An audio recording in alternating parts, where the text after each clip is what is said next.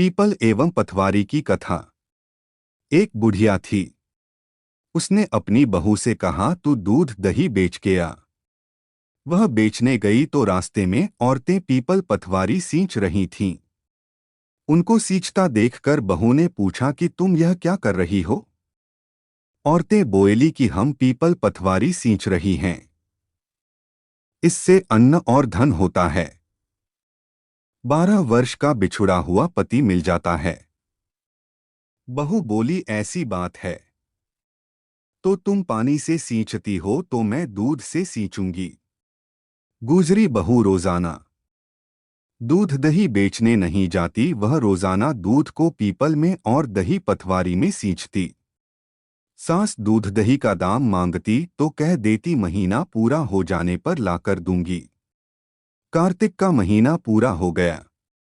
पूर्णिमा के दिन बहू पीपल पथवारी के पास जाकर बैठ गई।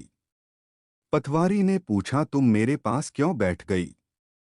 बहू बोली कि सासू दूध दही का दाम मांगेगी।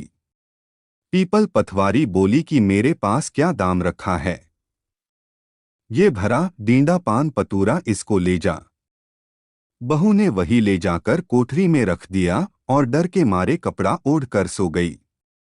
सासू बोली, पैसे ले आई बहू? बहू बोली, कोठरी में रखे हैं। सासू ने कोठरी खोल के देखी तो देखा हीरा मोती जगमगा रहे हैं। सासू बोली, बहू इतना धन कहाँ से लाई? बहू ने आकर देखा तो सच्ची में ही धन भरा हुआ है। बहू ने सास को सारी बात बता दी। सास ने कहा, अब की कार्तिक में मैं भी पथवारी सींचूंगी। कार्तिक आया, सास दूध दही तो बेच आती, हांडी धोकर पीपल पथवारी में चढ़ा देती। आकर बहू से कहती, मेरे से दाम मांग। वह कहती, सासू जी कोई बहू भी दाम मांगती है। मगर सासू कहती, तू मांग। बहू बोली, सासू जी पैसे ले आओ, तो सास पीपल पथवारी के पास जाकर बैठ गई।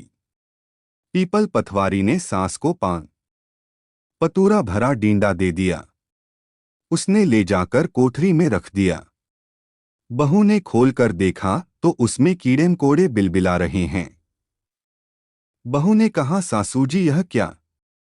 सास ने आकर देखा और बोलने लगी, पीपल पथवारी बड़ी दोगली पटपीटन है।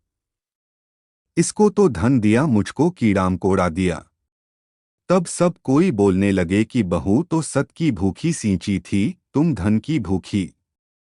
हे पथवारी माता, जैसा बहू को दिया वैसा सबको देना, जैसा सास को दिया वैसा किसी को ना देना।